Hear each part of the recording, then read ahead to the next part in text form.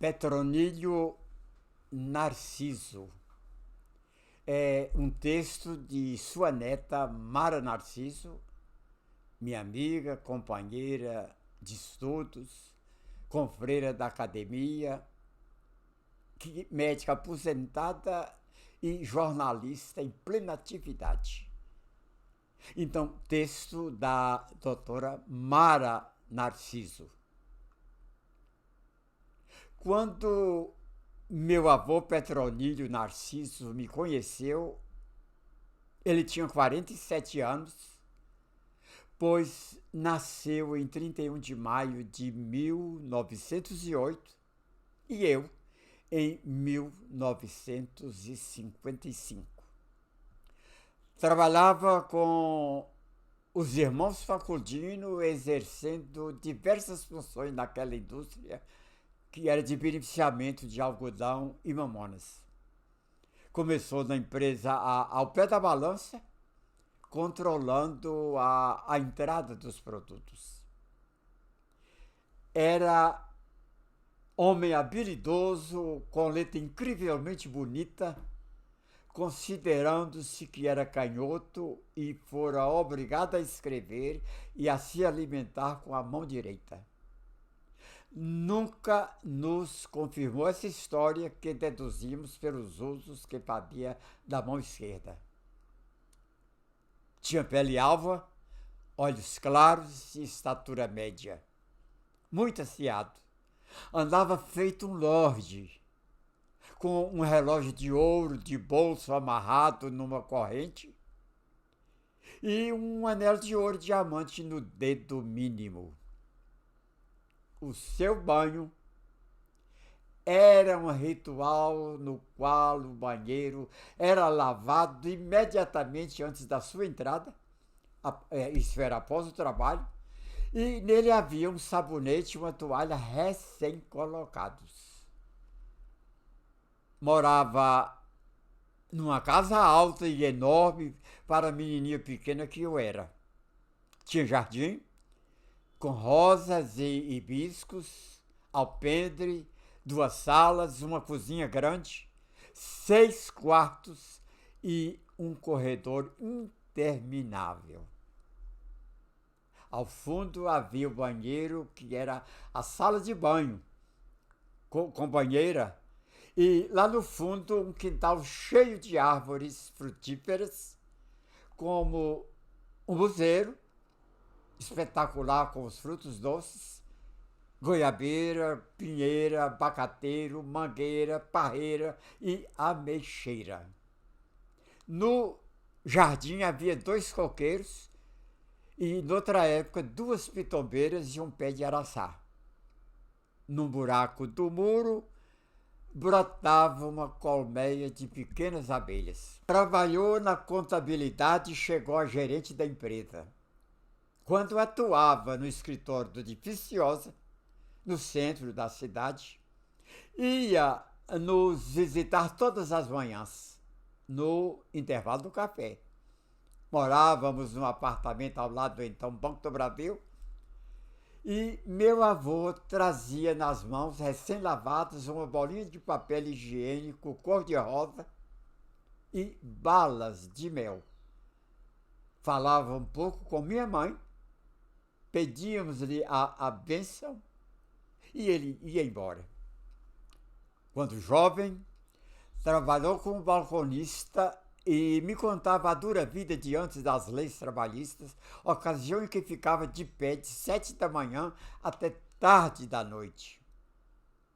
Apaixonou-se e queria se casar com Maria do Rosário de Souza Lima, mas foi impedido pelo meu bisavô Jatongero de Souza Lima, fazendeiro de boa situação, devido à má condição financeira dele, Petronílio, o avô de Mara.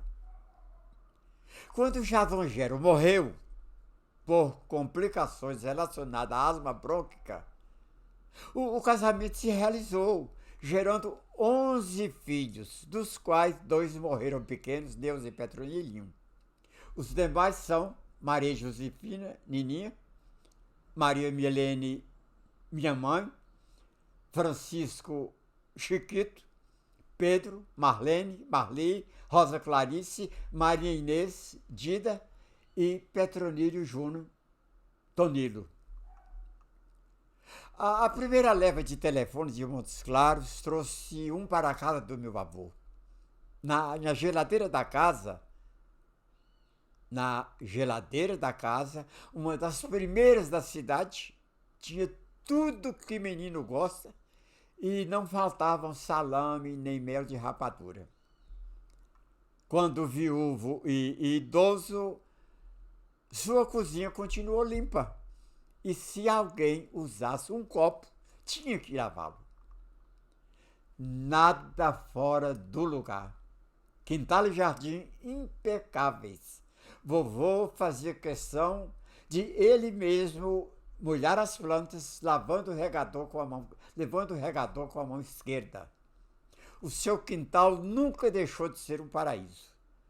Como era bom estar naquele mundo mágico de cores, sons e sabores.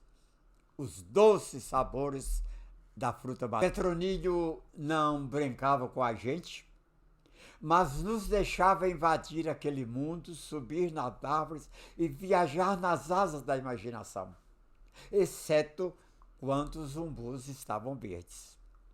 Honesto, austero, sistemático. Quando jovem era nervoso e chegou a castigar os filhos.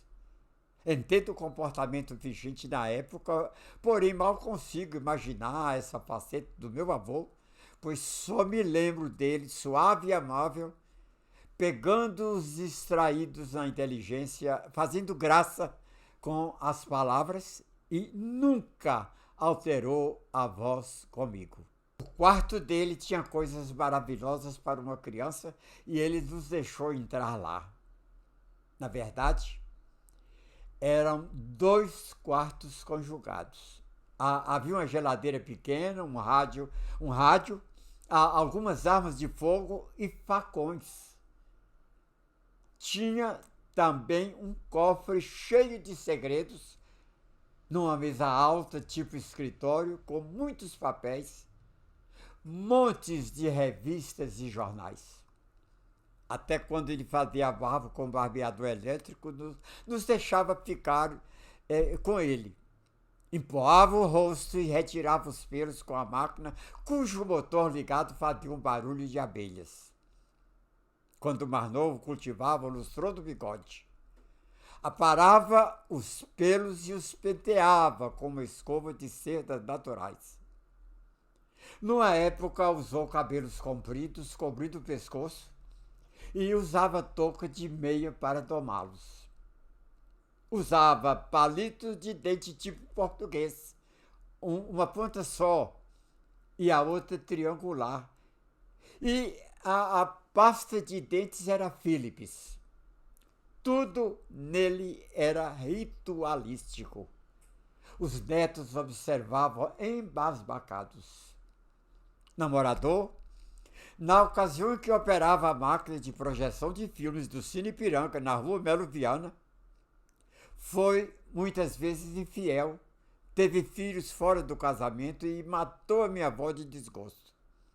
Ela pensou em deixar a casa e ir morar com um dos seus irmãos, mas com 5 filhos, não teve então jeito de ir. Mas teve de se conformar e voltar. Impossível, pois era 1941. Já idosos, presenciei uma cena comovente. Meu avô disse: Du, eu te fiz sofrer. Queria que você me perdoasse. Eu te amo. Eu o perdoo, Pedro, mas não me esqueço, não. Depois que minha avó Du morreu de infarto fulminante, como apenas os muito bons morrem, após meu trabalho ia visitar vovó e ficávamos conversando no alpendre. Orgulhava-se por eu ser médica, Assim como minha mãe, pois essa acabou também se formando aos 40 anos. Em 1952, ela quis estudar medicina em Belo Horizonte, mas ele não a deixou ir. Pensávamos que minha avó era que segurava a família, pois os filhos e netos a rodeavam diariamente. Receávamos que as visitas findassem após sua morte, mas continuaram surgindo o hábito de o meu avô servir um lanche bem peculiar e nas embalagens originais: queijo, salame, pururuca, goiabada, biscoito de resina e refrigerante para pelo menos 10 pessoas, todos os dias após as 18 horas. Surgiu o terço nas terças-feiras, que persiste até hoje, mesmo 16 anos após a morte dele. Petronílio aprendeu a tocar clarineta quando menino e se vangloriava de conhecer a escrita musical. Também foi um dos primeiros a dirigir carro na cidade,